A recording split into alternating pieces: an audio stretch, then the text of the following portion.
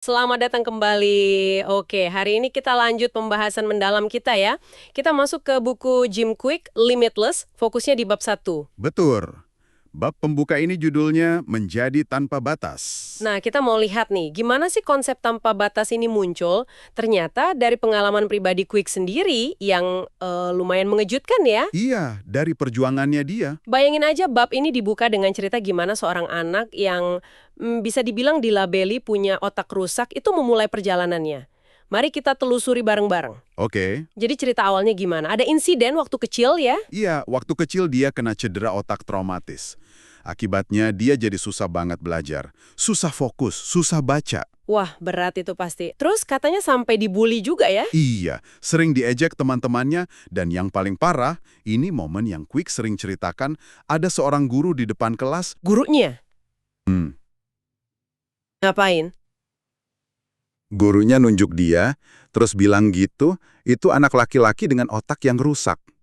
Di depan semua teman-temannya. Astaga, itu pasti sakit banget ya dengernya. Apalagi dari seorang guru. Kebayang kan dampaknya? Itu contoh kuat banget dari apa yang Kwik sebut sebagai LIE, Limited Idea Entertain, ide terbatas yang diyakini. LIE, Limited Idea Entertain. Ya, jadi label itu bukan sekedar kata-kata, itu bisa jadi kayak program yang tertanam di pikiran bawah sadar kita. Jadi itu yang membatasi dia ya? Betul. Dan ini penting buat kita semua, Anda juga. Gak harus label sedramatis otak rusak sih. Mungkin label kecil aja kayak, saya emang gak jago matematika, atau saya orangnya pemalu, gak bisa ngomong. Oh iya, sering tuh dengar gitu. Nah, menurut Kwik, itu seringkali berakar dari momen-momen kayak gitu, yang akhirnya membatasi potensi kita, bahkan sebelum kita mencoba. Beneran ngikutin dia ya sampai SMA. Tapi ada momen menarik nih waktu SMA. Dia dapat tugas. Iya, tugas tentang Leonardo da Vinci sama Albert Einstein itu kan? Betul. Dan dia baru tahu kalau mereka berdua ini juga punya kesulitan belajar dulunya. Jadi dia semangat banget bikin laporannya. Dikerjain sungguh-sungguh. Nah, itu kan udah usaha badus tuh. Iya, tapi ironisnya pas tiba-tiba diminta presentasi di depan kelas, dia malah panik, takut banget. Kenapa tuh? Padahal udah selesai kan laporannya? Justru itu, rasa takutnya karena keyakinan otak kerusak itu lebih gede. Akhirnya dia bohong, bilang aja belum selesai, dan laporannya dibuang. Ya ampun, dibuang. Iya, dia buang hasil kerja kerasnya sendiri ke tempat sampah. Sama harga dirinya juga katanya. Nah, ini dia. Lihat polanya kan? Persepsi dirinya, keyakinan kalau dia rusak, itu secara aktif menyabotase usahanya sendiri.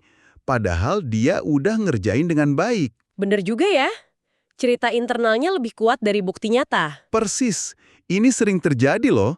Gimana narasi yang kita pegang tentang diri kita, itu bisa lebih kuat dari usaha kita. Makanya penting banget buat ngecek lagi keyakinan-keyakinan kita. Oke, terus titik baliknya gimana?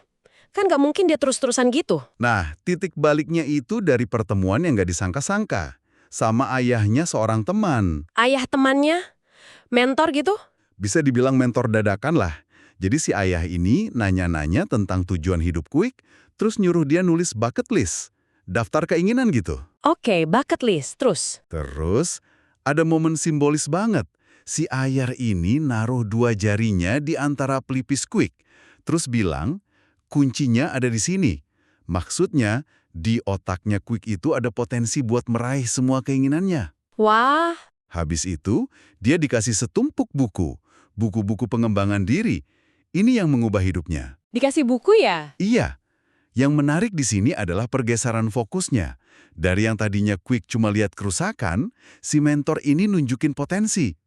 Dari masalah ke solusi ya? Bisa dibilang gitu.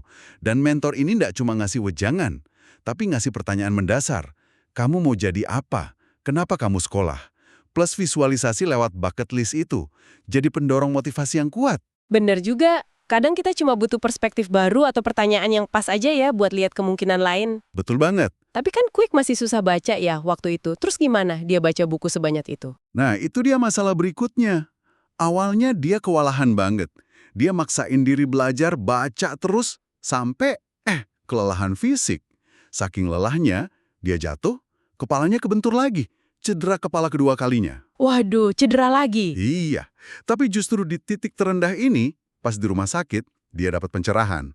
Dia sadar selama ini dia cuma fokus apa yang harus dipelajari. Bukan bagaimana cara belajarnya ya? Tepat. Dia baru kepikiran gimana sih cara belajar yang efektif? Gimana cara otak ini bekerja? Ini awal mula pencariannya tentang meta learning, belajar tentang cara belajar. Meta learning. Jadi dari situ misinya Quick dimulai ya? Iya, kesadaran bahwa belajar cara belajar itu sebenarnya superpower yang sesungguhnya. Justru keterbatasannya, perjuangannya, yang nganterin dia ke penemuan ini. Menarik. Nah, buat Anda yang dengerin, kisah Quick ini nunjukin banget kalau batasan yang sering kita rasain, entah soal usia, bakat, kecerdasan, itu seringnya bukan kondisi permanen. Itu kayak pintu terkunci yang bisa dibuka. Asal kita punya kuncinya ya. Betul. Kuncinya itu mengubah metode dan yang paling penting pola pikir kita.